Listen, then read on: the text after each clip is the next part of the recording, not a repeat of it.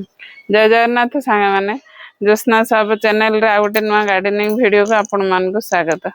आज देखो मुझे गुड़िया तुलसी पत्र तोड़ी देली मो गार्डन रो। तुलसी गछ तो मोर गार्डन रो प्रत्येक कुंड से उठी जाउछि। मुझे ये देखु केते गुड़िया तुलसी गछ मु रखी सब बोतल लगे लगे किए मागिले मुझे ठाऊँ केते गुड़िया तुलसी गछ आउ से मेन कुंड रे रही गले मेन गछ को माड़ हम ना तेणुक मुझे बोतल रखी दौची।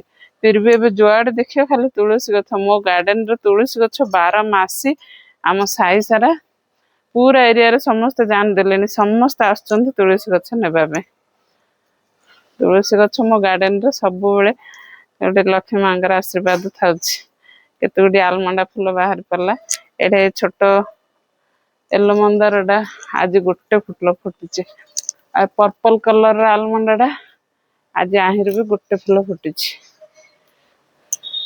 ए क्रीम कलर आलमंडा डा भी आज सांग गोटे फुल फुटी। ये देखो सांग मैंने एडा क्रीम कलर एडा आहिर भी आज गोटे फुल फुटुची।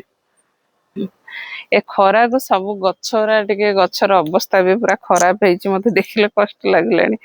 माने खरार प्रभाव रे केते पानी एता कले स्प्रे कले हेले टिके केतर पानी कम जाइथियो हेले से गछरा पूरा केमिदे हो जाउची। वर्षा सीजन आसले रे गछर आ थरे तार रंग चेंज हेबो। मते भी देखले मो गार्डन को कष्ट लागलानी। फूल भी देखनु सांगाने फूल भी किछि भी साइज रे फुटुनी। एथर मौसमी आसी आसिले आ गोटे 10-12 दिन 15 दिन रे आसी हरी मोर आशा। मौसमी आसिले गार्डन रो फूल पुणी आउ थरे भरी भरी हबो। एबे फूल संख्या भी सब कमी जाउची। एडा रेड एटा देसी येलो रेड मंदार डा एई बढ़िया फुटुची। देसी वाला मंदार गछरे खरार प्रभाव किछि भी एते पड़ियोने। ए हाइब्रिड गछ किछि भी होने सब कढ़ झड़ी जाउची से सुखी किरी ही थाउची। देसी वाला रागरे टिके टिके होउची फूल। आउ ए प्रॉब्लम मते केते जण भी कमेंट रे पचारचंती ए प्रॉब्लम मोर भी होउची। आउ कोन कहबी जा ए प्रॉब्लम हेले टिके गछ को सप्ताह को थरे टिके एप्सम सॉल्ट जदी स्प्रे कर देबे ताहाले टिके गछ खरार प्रभाव हो कि कढ़र तार टिके ठीक रहिबो। एप्सम सॉल्ट स्प्रे करंतु। आउ ए प्रॉब्लम तो मोर भी होउची। देखंतु ए फुलोरा केते सान सान होउची हबो अब सीजन डारे टिके आ एपटे जो देसी वाला मंदारडा आहिरे भी केतरा आज तीनटा फुटी जाइची लाल रो। आउ ए पिंक रे देसी वाला आहिरे भी आज केतरा फूल फुटी जाइची। एटा टिके मझिरे टोटल भी हो नथला एबे आउ थरे कढ़ फूल रे हे आसलानी। मझिरे मझिरे मोर टिके खत 15 दिन थरे 20 दिन थरे गछरे टिके जे कोनोसी खत देबा दरकार। लिक्विड हो कि कौन हो मु टिके एबे मोर टिके अन्य काम रे मु व्यस्त रहि जाउची। गछ प्रति टिके एबे ध्यान कमी जाइची फूल संख्या मध्ये कमी जाइची।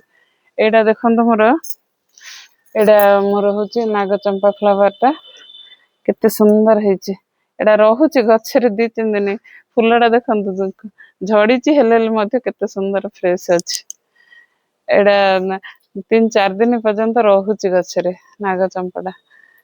एडा मु डेली तोलुनी एडा 2-4 दिन हे गले तोली दउची। केते सुंदर एडा खरा वर्षा शीत आर शीत दिन आगे टिके डरमे संगी जीवो हेले भी टिके टिके फुटिबो मात्र ए फूलडा बढ़िया फुटी थाउची सब बेले। देखंतु केते सुंदर नागचंपा फूल बाहरी पड़ला। आ एपटे जो देसी वेराइटी तार 2टा फूल फुटीची मात्र फूल अष्टवक्र खरार। आ एपटे जो कटिंग करथिली मोर हमर खरार प्रभाव रे फूल संख्या छोट छोट होउचे मात्र नुआ डाल रे नुआ फूल आउथरे पूरा हे जाउची। देखंतु छोट छोट साइज रे फूल होउची किंतु फूल एबे 2-4टा नाखे बाहरुची। हाँ एटा देखंतु सांगाने खरा सीजन सारा मोर गछरे मल्ली फूल केते तुहा को तुहा दउची। एटा को एबे 4 तुहा हलानी। देखंतु केते जहा लेले दिन को एबे भी 10-15टा ए गोटे गछटारे बाहरी पडुची। देखंतु आज केते केते गुडी आज गोटे दिन रे भी बाहर आपण मान भी एही पर गार्डनिंग करंतु आ मु जेमिति फुल हार्वेस्टिंग करूची आपण मान भी सही परी हार्वेस्टिंग करंतु आ हार्वेस्टिंग रे मजा नियंतु मो वीडियो टी भल लागिले एक लाइक कमेंट एवं शेयर कर दियंतु मो चैनल को नुआ आस्तिले एक सब्सक्राइब कर दियंतु हैप्पी गार्डनिंग।